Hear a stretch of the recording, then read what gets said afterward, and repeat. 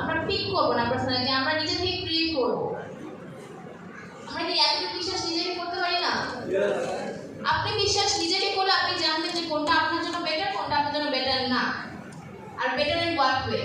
দেখেন এই this is legal business, okay, but আপনি যদি অনেস্টলি না করেন দেন ওইটা আপনার জন্য ইলিগাল হবে। এটা কি আপনারা বুঝতে পারছেন? একজন বুঝতে পেরেছেন, আপনারা বুঝতে পারেন? আপনারা বুঝলেন আমার কথা? আচ্ছা, আমি আবার রিপিট করছি। এটা কি বিজনেস লিগ্যাল না?